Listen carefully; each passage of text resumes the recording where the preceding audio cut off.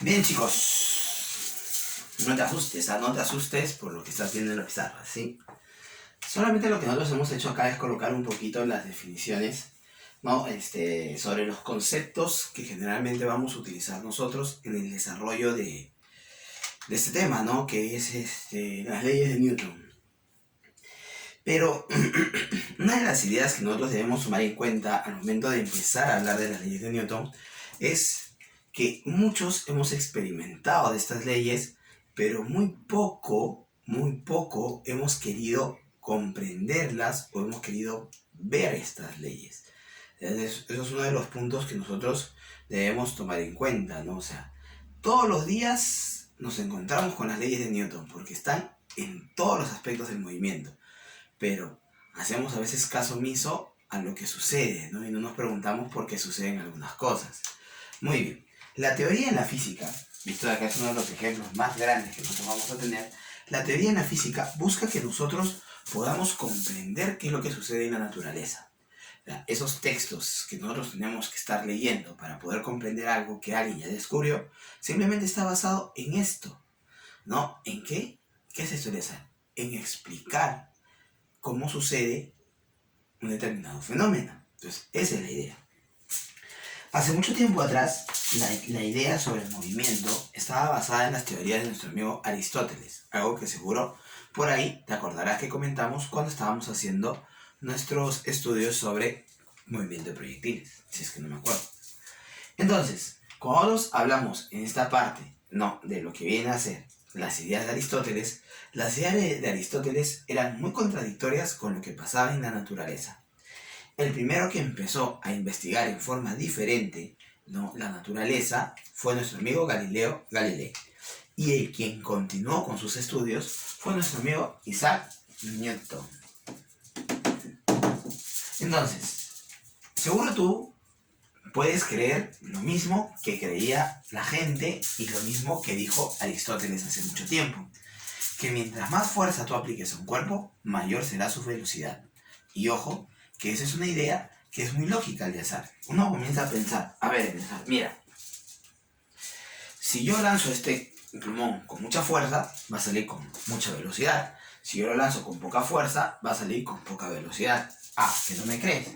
Tengo dos plumones acá, voy a lanzar uno con poca fuerza y otro con mucha fuerza. ¿Te das cuenta? Uno sale con más velocidad que la otra. Entonces, el azar, eso significa que está bien, la fuerza y la velocidad están relacionadas. Pues no, mi amigo, eso no es cierto. ¿Pero por qué no? Porque si analizáramos nosotros a un cuerpo que ya tuviera movimiento antes de que nosotros le apliquemos una fuerza, entonces te vas a dar cuenta que al aplicarle la fuerza no cambia automáticamente la dirección del movimiento. Dícese de esta forma.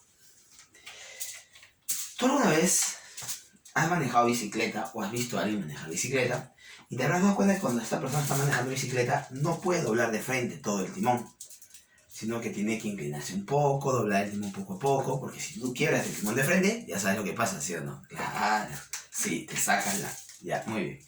Entonces, eso es lo que tiende a suceder, ¿ya? ¿Te diste cuenta? ¿Por qué? Porque es cierto que el piso ejerce una fuerza sobre las llantas de la bicicleta para poder girar, pero debido al movimiento que tiene esta, la fuerza no le va a cambiar automáticamente la dirección, sino poco a poco genera una variación en la velocidad. Y aunque no lo creas, el primero que se dio cuenta de esto fue Galileo. Galileo se dio cuenta que la fuerza no estaba asociada tanto a la velocidad, sino a la variación de la misma. Pero lamentablemente la vida no la alcanzó para poder seguir descubriendo más. Por eso nuestro amigo Isaac Newton fue el que va a continuar con estas ideas. Pero para ello debemos nosotros conocer algunas definiciones que seguro tú ya las has usado muchas veces en tu vida. Por ejemplo, empezamos hablando de ¿qué? De las fuerzas, ¿no? En este caso que está acá, ¿no? Nosotros hemos colocado un concepto. Pero entendemos por fuerza, Eliezer, yo me siento fuerte. No, una cosa es ser fornido, otra cosa es tener mucha fuerza, ¿no? Aplicar una fuerza. Entendemos cuando nosotros hablamos de aplicar una fuerza, es de que, de jalar, de empujar algo, ¿sí o no? O sea, un tirón, un jalón. Entonces, más o menos esa es la idea que nosotros tenemos de fuerzas, ¿sí o no? Ya, más o menos por ahí va. ¿Sí o no? Entonces, pero, más allá de eso, la fuerza, nosotros podemos decir que es una interacción. Ya es una interacción. Sí, o sea, cuando un cuerpo interactúa con otro, se dice que la fuerza es la interacción de un cuerpo con otro o de un cuerpo con su entorno. Ya es una de las ideas. Por ejemplo, el aire que nos está rodeando ahorita nos ejerce fuerza, aunque no lo creas, a cada pedacito de piel que nosotros tenemos en nuestro cuerpo, ¿no? Sería una fuerza de nuestro entorno, ¿no? Algo así es la idea, ¿ya? Pero generalmente nosotros vamos a trabajar con fuerzas, ¿no? Aplicadas en una determinada dirección. Como la fuerza se aplica en una cierta dirección, por ejemplo, no es lo mismo que yo agarre la mota y le empuje para allá, perdón, no es lo mismo que yo agarre la mota, ¿no? Y le empuje, te decía, para allá, o le empuje para allá. Son cosas diferentes, ¿sí o no? Entonces, en base a ello, como no es lo mismo que yo le empuje para un lado o para el otro lado, la fuerza tiene una dirección. La fuerza no solamente tiene una dirección, sino también tiene un valor. Me va a indicar qué tanto, ¿no? O qué, cuánta fuerza yo empujo, ¿no? En este caso, a la mota. Entonces, de ahí la idea de la fuerza, ¿no? Entonces, la fuerza es una cantidad vectorial. Quiere decir que tiene un valor, nos indica qué tanto, cuánto, y que tiene una determinada dirección, ¿no? Entonces, de ahí hablamos de la idea, que la fuerza se va a representar con vectores, como lo estamos viendo por acá, ¿no? Entonces, eso que está acá puede ser la representación de las fuerzas ejercidas por diferentes cuerpos. A ver, podemos poner nosotros una idea. ¿Qué idea debería ser? A ver, cuéntame. Esta idea. Imagínate que tú tienes acá un bloque sobre un piso horizontal, ¿ya? Y ese bloque lo vas a empujar. O sea, una persona, tú, puede ser que esté empujando el bloque en este momento. ¿Así? Entonces, cuando esa persona empuja el bloque, ¿qué es lo que hace la persona? Ejerce una fuerza. Y esta que está acá puede ser la dirección en la cual se ejerce dicha fuerza, dicha interacción. Y eso de acá puede ser el valor, ¿no?, que se ejerce. Entonces, de ahí la necesidad de expresar la fuerza con una dirección. No será lo mismo que mi amigo empuje de esta manera o que empuje de forma netamente horizontal. No será lo mismo. Entonces hay que tomar en cuenta lo siguiente. Van a cambiar muchas cosas, o bueno, algunas cosas, si yo cambio simplemente la dirección de la fuerza en la cual estoy aplicando. Y aunque no lo creas, empujarlo en forma paralela al piso, te va a ser más sencillo que empujarlo de esta manera, aunque te sea más fácil aplicar la fuerza hacia abajo, ¿no?, de esa forma. ¿Ya? ¿Por qué? Eso ya lo vamos a estudiar después. Ahí tiene que ver algo llamado, por ejemplo, rozamiento. Ahora, entonces, la fuerza entonces es la medida de la interacción. Es vectorial, tiene un valor, tiene una dirección. ¿Ya? Y las fuerzas no solo se dan por contacto. Nosotros podemos decir ya, a ver, estas fuerzas pueden ser, yo le pongo ahí, ¿qué pueden ser? ¿O cómo pueden ser? Pueden ser por contacto. Se originan porque por contacto, ¿no? A ver, por contacto. Ya, así se le llama. Se le llama fuerza por contacto o fuerza de contacto a aquellas fuerzas que aparecen debido a una interacción que implica el contacto de dos cuerpos. No pienses mal, no seas enfermo. ¿Ya? Entonces, esta situación también nos va a dar la idea de ¿qué? De que existen fuerzas de largo alcance o a distancia. ¿Ya? Fuerzas de largo alcance o de interacción a distancia. O sea, Eleazar, ¿tú me estás diciendo que es posible ejercer fuerza sin tocar algo? Claro, hijo, podemos ejercer fuerza sin necesidad de tocar algo. Bueno, nosotros no. Entonces, ¿quién? ¿Nunca has jugado con imanes? Ah, ya te acordaste, ¿sí o no? Entonces, cuando tú juegas con los imanes se atraen a cierta distancia. Entonces, entre ellos ya la fuerza aparece cuando hay todavía una distancia entre ellos. No solamente los imanes. Nosotros sabemos que la Tierra gira alrededor del Sol.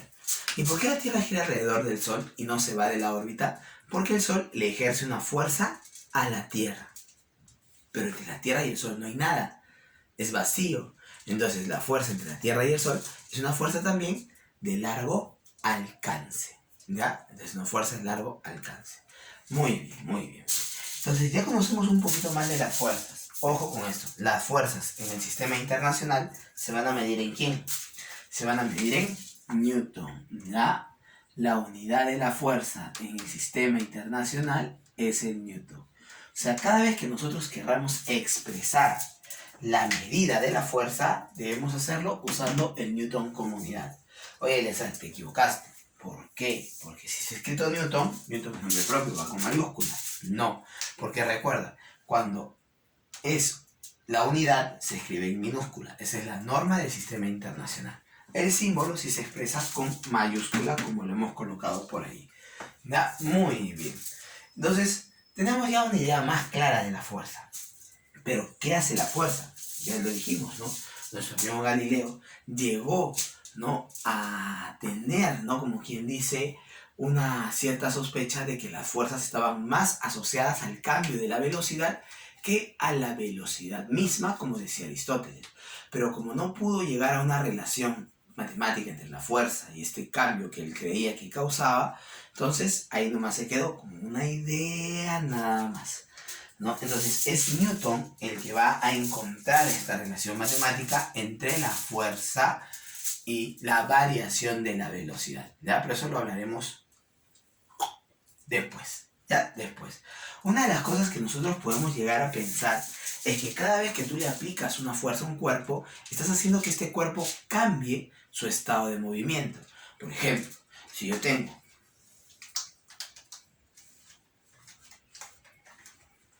un plumón en reposo y le ejerzo una fuerza, el plumón se va a mover. ¿Sí o no? Claro, se mueve. Entonces, nosotros podemos decir también que la fuerza es aquello que es capaz de cambiar el estado de movimiento de un cuerpo. La fuerza es aquello que es capaz de cambiar el estado de movimiento de un cuerpo. ¿Ya? Ojo con eso. Y eso va a ser fundamental recordarlo, ¿no? Va a ser fundamental recordarlo porque después lo vamos a utilizar. ¿Sí? Muy bien. Ahora ya saben. A veces, dos fuerzas actúan al mismo tiempo. En eso tienes razón. A veces, dos cuerpos actúan al mismo tiempo sobre un mismo cuerpo. O sea, ¿cómo es eso? A ver, te cuento. Antiguamente, no sé si a ti te habrá pasado por ahora, yo salía a jugar pelota con mis hermanos, ¿no? Con mis amigos del barrio, temprano en la mañana, 6 de la mañana, 6:15 estábamos en la cancha, 6:20 ya estábamos correteando ya detrás de una pelota, ¿no? Y a veces por ahí había un tío que quería sacar su carro, y la clásica, pues, su carro no arranca, ¿no? Entonces, el tío solito no tiene fuerza suficiente para hacer avanzar el carro. ¿Qué necesita? Necesita de la ayuda de alguien más. Necesita que alguien también lo ayude a empujar el carro. Ya, pues dos personas son mejores que una. Tienes razón. Pero vamos a hablar del efecto que causan estas fuerzas. Cada uno de ellos empuja en una determinada dirección. Pregunta, ¿por qué el otro, el de rojo por ejemplo, no empuja desde la parte delantera hacia el otro lado? Entonces, si no peleas, no seas sano, porque así no lo va a ayudar a avanzar al carro, lo va a detener. Y eso tú sabes por qué. Eso tú lo sabes por nociones cotidianas de la vida. La vida poco a poco te fue enseñando que cuando tú aplicas una fuerza en una dirección y aplicas otra fuerza en otra dirección, esas dos fuerzas, si son de igual magnitud, se pueden anular. O sea, que el efecto de las fuerzas se pueden combinar para generar una fuerza mayor o se pueden eliminar para generar una fuerza menor hasta una fuerza neta igual a cero. Esta idea de combinar los efectos de las fuerzas es lo que nosotros llamamos principio de superposición de fuerzas. ¿Ya? Eso es lo que nosotros llamamos principio de superposición de fuerzas. Vamos a ponerlo de esta manera. ¿Alguna vez tú has visto alguna persona intentar cruzar un río, si el río tiene corriente, te dicen, oye, no te metas porque las corrientes del agua te pueden llevar, ¿sí o no? Entonces la gente quiere caminar y de repente comienza a cruzar así, así. Pero, oye, le sale bien baboso, ¿no? ¿Por qué no cruzan en línea recta, dime? ¿Por qué no puedes cruzar en línea recta, pero tío? Ellos se mueven en línea recta, pero el agua los va arrastrando. Entonces ellos van cambiando la dirección para no alejarse demasiado del punto. Pero ¿qué es lo que sucede? Lo que sucede es que el agua del río le ejerce una fuerza y ellos, ¿no? Durante su movimiento nadan o se esfuerzan contra el piso, también experimentan otra fuerza. Y esas dos fuerzas se combinan formando una sola fuerza que es, ¿no? La que los está llevando poco a poco, ¿no? Es un poco la idea que se tiene. Entonces, esa idea de combinar dos o más fuerzas que actúan sobre un cuerpo, ¿no? Y reemplazarla por una sola que ejerce el mismo efecto es lo que nosotros llamamos el principio de superposición. Y formalmente se dice así: si dos o más fuerzas actúan al mismo tiempo sobre un mismo punto de un cuerpo, el efecto sobre el movimiento del cuerpo es el mismo que causaría una sola fuerza igual a la suma vectorial de las fuerzas originales. Ya reventó mi cabeza. Dicha fuerza se denomina fuerza neta o resultante. A ver. Vamos pasito a pasito, ¿ya? Otra vez, vamos a recalcar lo siguiente. Imagínate que acá hay un objeto, ¿ya? Y por acá tenemos que lo jala, por ejemplo, lo puede jalar nuestro amigo Jaimito. Entonces Jaimito jala el objeto en esa dirección. Esa fuerza puede ser de un cuerpo que lo está empujando por este lado o que lo está jalando por ese lado. Entonces, vamos a decir que esa es la fuerza de Pedrito. Ya está. Pero ¿qué es lo que va a pasar en este caso? Lo que va a suceder es que él, que inicialmente estaba en reposo, no se va a mover ni en esta ni en esta dirección, sino que se va a ir moviendo a lo largo de esta línea. De esa forma. ¿Ya? Ahora, algo así quiso explicar Newton. Lo que pasa es que Newton no lo hizo en lenguaje sencillo, por si acaso. ¿Ya? Entonces, ¿qué se dice? Se dice que si yo tengo dos fuerzas que actúan sobre este cuerpo, esas dos fuerzas yo las puedo reemplazar por una sola fuerza, que sería esta que te he dibujado acá. Pregunta, ¿y esa fuerza quién es? Si cumple con el método del paralelogramo, esta fuerza resulta que es la fuerza resultante. ¿Ya? Y esa fuerza resultante, ¿a qué es igual, Eliazar? ¿Cómo que a qué es igual? La fuerza... no puede ser. La fuerza resultante es una suma vectorial. La vectorial es igual a la fuerza que ejerce Jaimito más la fuerza que ejerce Pedrito. Ojo, entonces si estamos hablando de que vamos a usar vectores, entonces debemos recordar cómo sumar dos vectores. Debemos recordar cómo hacer la suma por el método gráfico o hacer la suma por el método analítico. No sé, pero de todas maneras necesito recordar vectores. Por algo se te enseñó vectores. No te enseñamos vectores, o mejor dicho, no se les enseña vectores para complicarles la vida, sino que los vectores son una herramienta de las matemáticas que usamos nosotros en física para poder, ¿qué cosa?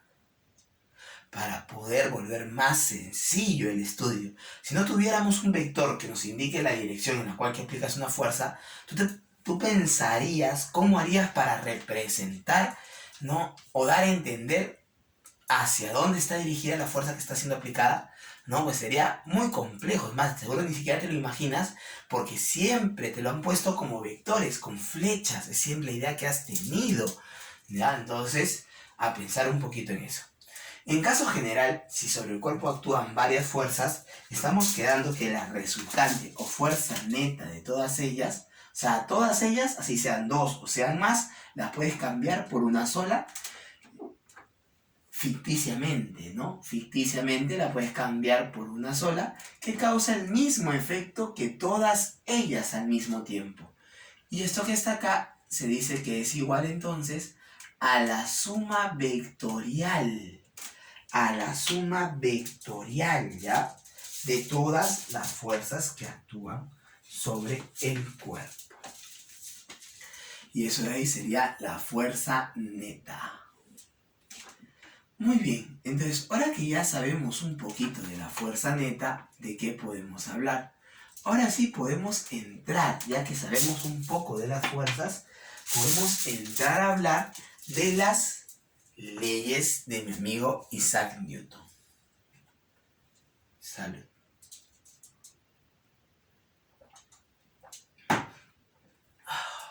Muy bien.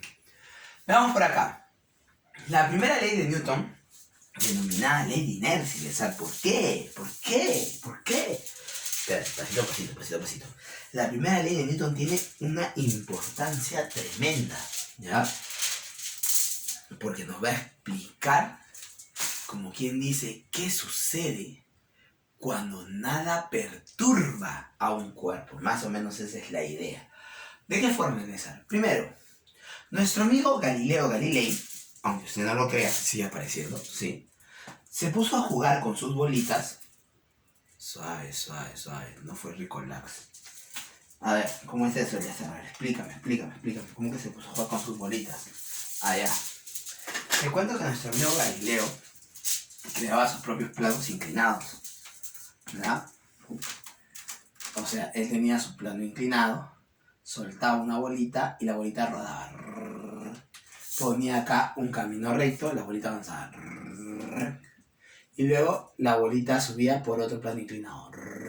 Y alcanzaba, dicen, la misma altura. La misma altura desde la cual fue soltado, ¿no? O sea, eso comenta la gente, ¿no?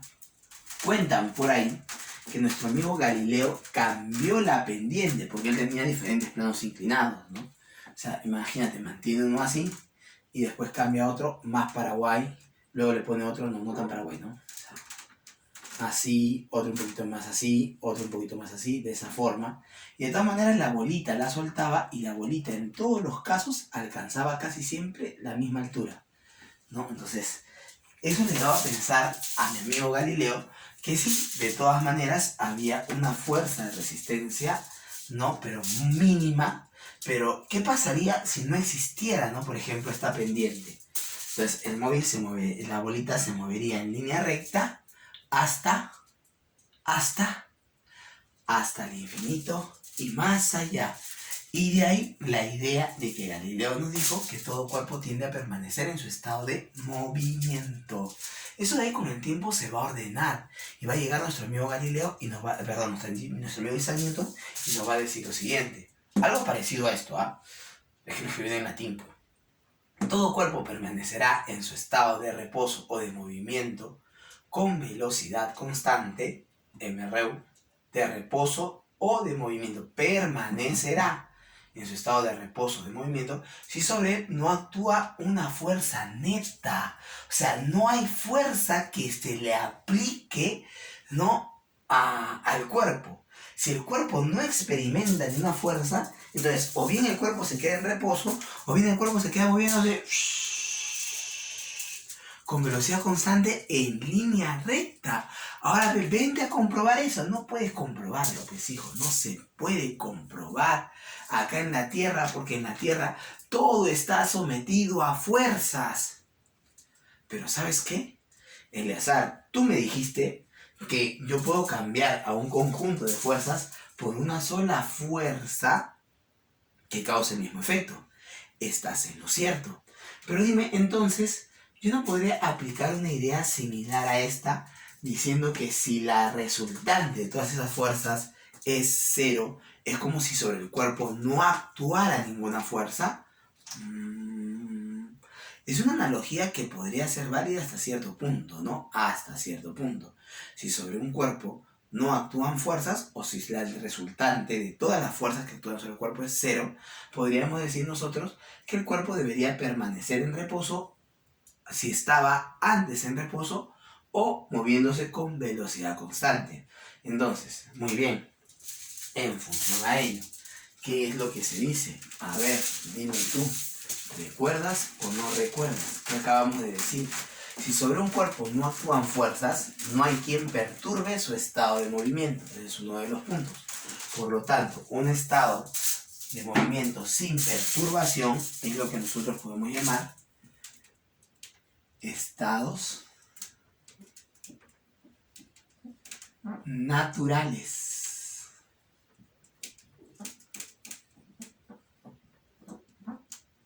Del movimiento. ¿Y cuáles son esos estados naturales del movimiento? A ver, dime. Los estados naturales del movimiento son ¿quién habla? El reposo o el movimiento con velocidad constante. O como nosotros decimos, MR. ¿Qué tienen en común ambos? Que la aceleración que experimentan es cero. Eso es lo que tienen en común. ¿Ya? Eso es lo que tienen en común. ¿Sí? Entonces, una de las cosas que nos deja la primera ley de Newton es que tú no necesitas una fuerza para mantener un cuerpo en movimiento. El cuerpo se puede mantener en movimiento si es que sobre él no actúa ninguna fuerza, pero más se movería a velocidad constante necesariamente. O si el cuerpo está en reposo, para sacarlo de ese estado de reposo habría que aplicarle una fuerza para poder causarle un movimiento, una variación de su velocidad. En base a ello, esta ley también se suele enunciar de otra forma. ¿De qué forma, Eleazar? Esta ley se suele enunciar de esta manera. Todo cuerpo permanecerá en su estado de reposo o de movimiento con velocidad constante hasta que sobre él actúe una fuerza neta diferente de cero. Cuando nosotros hablamos de fuerzas netas, no estamos diciendo algo sobre fuerzas externas que actúan sobre un cuerpo, ¿sí? Entonces, si la resultante de las fuerzas externas que actúan sobre un cuerpo es diferente de cero, se sobreentiende de que este cuerpo va a variar su estado de movimiento, o sea, no va a permanecer en reposo o no se moverá con velocidad constante, ¿ya? Ojo con eso, siempre y cuando hay una fuerza neta diferente de cero, ¿sí? Muy bien, pero resulta que más de uno de nosotros, o mejor dicho, casi todos nosotros, hemos experimentado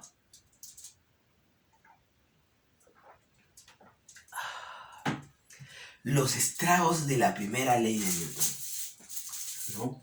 Es eso que cuando tú estás ahí en el carro así, y de repente el carro frena, te vas pa'l... ¿Qué pasó? Si nadie te empujó. Sí, me empujó el tío del costado. No, pero o sea, me refiero a que tú también te tiras hacia un lado cuando el carro frena intempestivamente, ¿sí o no? Cuando estás de pie, o estás sentadito, feliz y contento ahí, de repente el carro frena, tú te vas hacia adelante, ¿sí o no? ¿Por qué? Por la primera ley de Newton, pues hijo. Todo cuerpo tiende a permanecer en su estado de reposo o de movimiento, si sobre él no actúan fuerza alguna. ¿Ya? Entonces es un poco la idea de las leyes de Newton. ¿Ya? Vamos a poner, mira. Mira.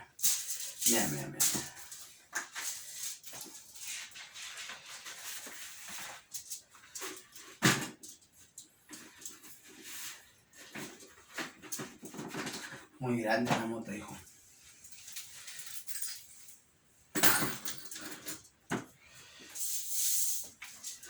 La verdad es que no la he practicado. Te dije que no lo había practicado. ¿Qué pasó allí? La llave estaba encima del papel, pero cayó verticalmente en el sal cuando tú jalaste el papel. ¿Por qué? ¿Quieres verlo otra vez? Ya, retrocede el video. No, pues no lo voy a hacer de nuevo. Que no sé si me va a salir otra vez. Mentira.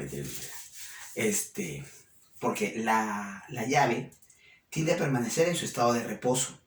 Y cuando yo jalo el papel intempestivamente, o sea, rápidamente, no doy tiempo a que la fricción actúe sobre la llave y la saque de su estado de reposo. Por ello, cuando el papel se salió, la llave cayó verticalmente. Porque ella quería quedarse en ese estado debido a su propia inercia. Entonces, de ahí sale el concepto de inercia. Pues hijo, ¿cuál es el concepto de inercia? Aquella propiedad de los cuerpos que permite que estos conserven su estado de reposo o Su estado de movimiento, mira, MRU, con velocidad constante, su estado de movimiento, MRU, ¿ya? O de reposo, oponiéndose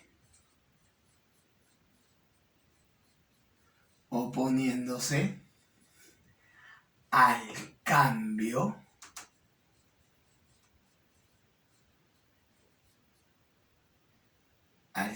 en el estado de movimiento.